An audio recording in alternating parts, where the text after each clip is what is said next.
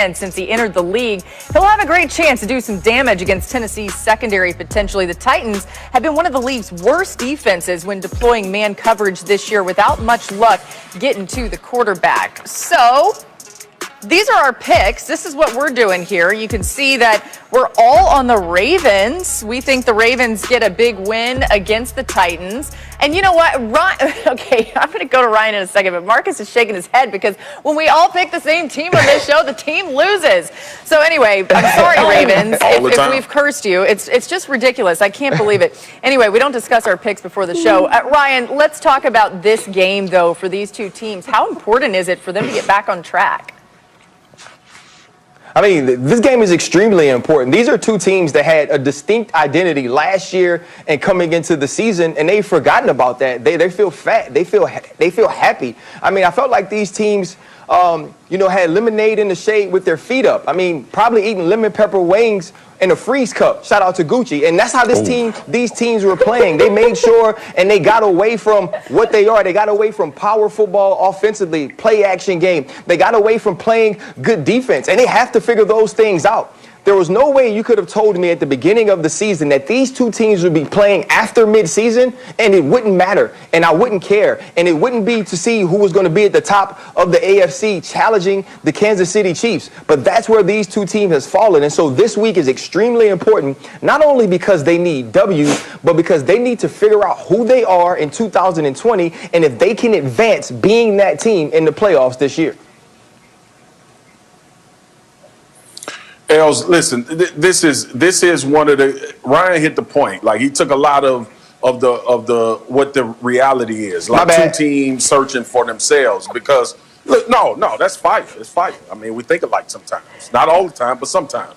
But here's the bottom line, right? You think about the Baltimore Ravens and what their expectations were. This was a team we thought would challenge the Kansas City Chiefs. We thought would be right there in the conversation at the end of the year, and they have seemed to not understand who they are or who they're built to be. And this evolution of the passing game that I've been screaming about, forget all of that.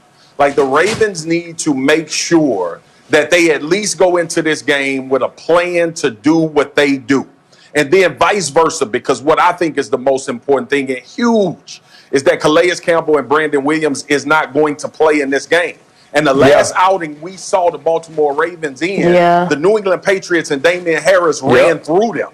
And last year when we saw these two teams play, Derrick Henrry went crazy for 190-some odd yards on the ground. So will the Ravens defense stand up this game and not allow the Tennessee Titans to be on schedule, to have Ryan Tannehill comfortable, to have us talking about Derrick Henrry on big man balling again next week? I'm going to end this love fest because while I agree with you about the Titans taking advantage of the Ravens' run defense and the injuries, Marcus, I actually don't agree with you about the Ravens. I think they need to evolve, and I think this is the game to do it. One of the biggest injuries last week was the loss of Nick Boyle, their blocking tight end, one of the best blocking tight ends in football. This is a Ravens offense that already lost their two best offensive linemen.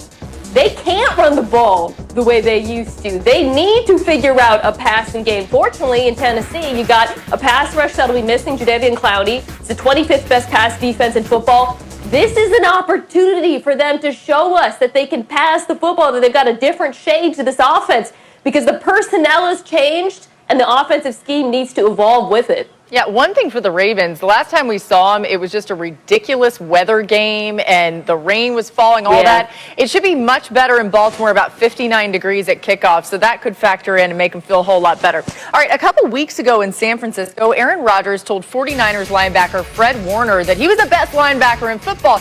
You may be like, all right, what does that have to do with Colts linebacker Darius Leonard, who the Packers play this week? But the thing is, Leonard heard about it. He's ready to prove Rodgers wrong. And this could be something to watch in this Packers-Colts game. Listen to what Darius Leonard had to say. I seen it as soon as he said it. You hear things like that. That just give you that extra motivation to go out and play. I've been looking forward to this game ever since he said it. Just kind of, he's been in the league for a long time. And, for him to say that to Fred Warner, they play on twice a year. So, my first time I want to leave a mark and hopefully, change his mind of, what he said about that. Darius Leonard's been leaving a mark all over the field, by the way, all season long. How about our picks for this game? We're totally split. The girls are on the Packers. The boys are on the Colts. So we'll see who ends up being right. It'll probably be us, Mina. You know what that means? I know. It's going to be, yeah, Mina and I are going to be right. So Mina, y'all too. Mina, we are on the Packers. What do you think they need to do to win? Devontae Adams, by the way, Field Yates reporting earlier in the show, should be good to go for this game. And that is part of the reason I'm picking them. Rodgers, who, by the way, learned what we all know, which is players do not like it when you rank players. Somebody's going to be offended. He is going to have to win this game for Green Bay by throwing deep, because that, to me, is where the Colts are vulnerable. This defense is very good, but they like to keep the football in front of them. They want you to run. They want you to throw it short.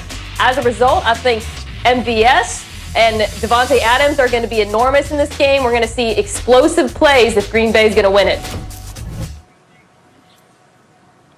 Yeah, I mean, I'm with you. I think that's the formula, but I also want to give a shout out to what Indy does up front, especially with DeForest Buckner. Obviously, we found out Archery would be out of this game, which I think he's been coming on and playing out of his mind. Really good football if you watch them up front. But you still have Houston, and this defensive line coached by Brian Baker, who was one of my D-line coaches in Dallas. They are going to understand how to rush and how to keep Aaron Rodgers in the pocket. Look, we know Aaron Rodgers does a tremendous job throwing the football, but I think we forget sometimes that Aaron Rodgers can get on the edges of defenses and really cause havoc, even with his legs, but more so extending plays and being able to hit those deep shots. This Indy defense plays real sound football in the front seven, and I think that's the reason they're going to prevail in this game, and along with being able to get pressure on Aaron Rodgers without having to add any extra rushers. Yeah, another piece of this is the run game of the Indianapolis Colts. And I know the numbers don't say that the Green Bay Packers are bad against the rush, but you can go back to last week against the Jacksonville Jaguars and see the way that James Robinson was able to run the football on him. And he actually had 2 touchdowns called back. And so I think that's going to be huge for the Indianapolis Colts. You want to defend Aaron Rodgers, you want to do a good job of stopping him, then keep him off the field.